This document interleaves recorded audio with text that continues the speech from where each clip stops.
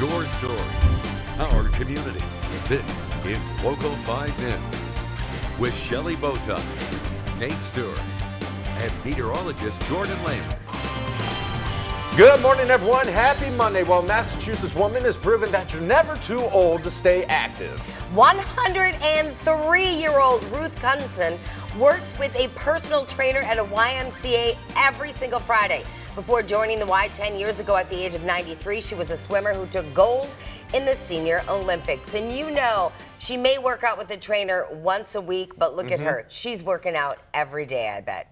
It sure looks like it. I don't believe that she's 103. She looks like awesome. She doesn't look a day over 50. I know, seriously. Like, we're going to have to look at that birth certificate. I don't believe her. What's she doing? We're going to have to work out as much as her. I know.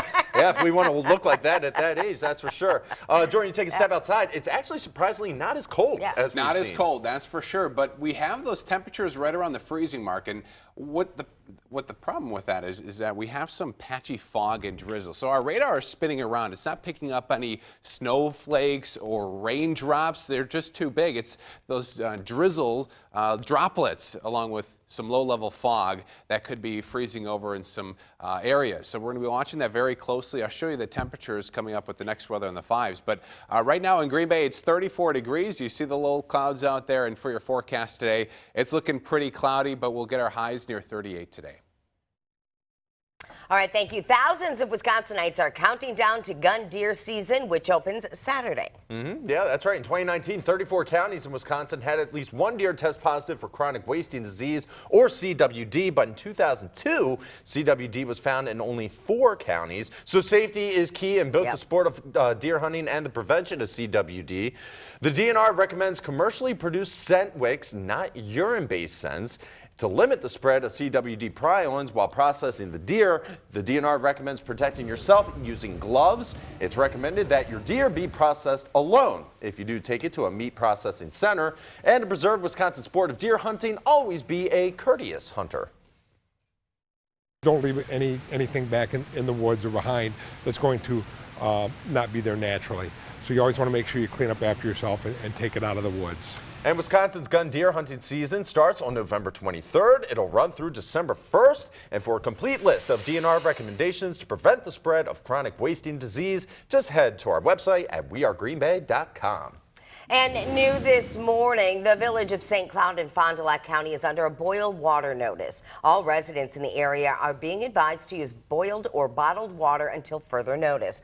Due to low water pressure in the system, the tap water may be unsafe and should not be used for drinking, making ice, brushing teeth, and preparing food. To ensure safety, residents are asked to boil the water for at least 1 minute before using. In other local news now this morning, officials say classes will resume this morning in Valders with additional security after they were made aware of a social media threat from over the weekend. Valders School District Superintendent Deborah Hunt released a statement that reads in part, quote, "A student who attends Valders Middle School received a Snapchat message that threatened violence involving the middle and high school with no date or time being mentioned." Now, the Manitowoc County Sheriff's Office says that they are aware of the threat and are investigating with the FBI. Officials have determined the threat to be not credible. Extra security, however, will be provided to the school during this morning's classes. And making Green Bay headlines, the push to replace the aging Green Bay Correctional Prison continues despite a veto by Governor Tony Evers. Lawmakers do support closing the 121-year-old facility, but there is debate over whether or not to build a new prison.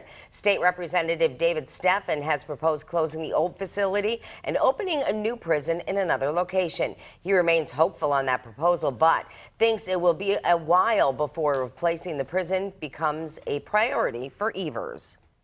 We may be at a political impasse here. I'm going to stick at it. I'm going to hope that there's a way forward with him.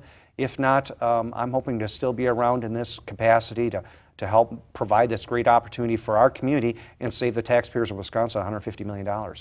The group known as Joshua for Justice Reform says the money needed to build a new facility can be better used to help people avoid prison, especially for those who commit minor drug-related crimes. They are hosting a conversation about the Green Bay Correctional Facility this Thursday at St. Matthew's Catholic Church in Alloway at 6 p.m.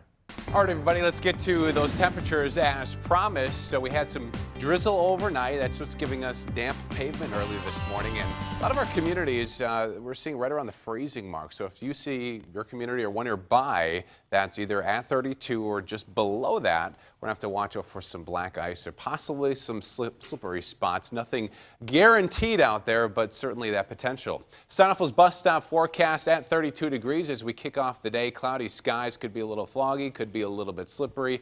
Here's the visibility right now. Let's watch that start to improve as we go deeper into the morning and certainly this afternoon. All right, sounds good. Thank you, Jordan. Well, the Green Bay Packers are getting ready for a Sunday night showdown with the NFC leading San Francisco 49ers. But first, they are once again teaming up with the Salvation Army to sign some autographs. Packers players will be at the Lambeau Field atrium this evening for the first of 5 weeks of autograph signings. The signings tonight will feature defensive stars Rashawn Gary and Darnell Savage. To help the Salvation Army reach its donation goals for 2019, fans are being asked to donate a minimum of just $20. Aaron Rodgers has promised to match each donation made up to $50,000.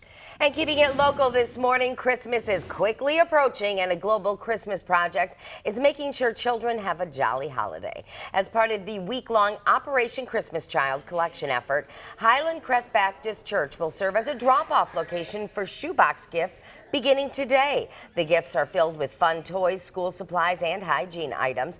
The donations will then be sent to children living in poverty overseas. Local volunteers hope to collect more than 23,000 gifts to contribute. Great way to give back. And speaking of Christmas, one local museum is also getting in the holiday spirit. That's right. Coming up next, Local 5's Calvin Lewis joins us with more details on the National Railroad Museum's Festival of Trees. Quite a sight to check out, but first let's check out your morning commute on this Monday with our DOT network cameras. As Jordan mentioned, some overnight rain, so a bit wet out there. Take your time and stay with us. We'll be right back.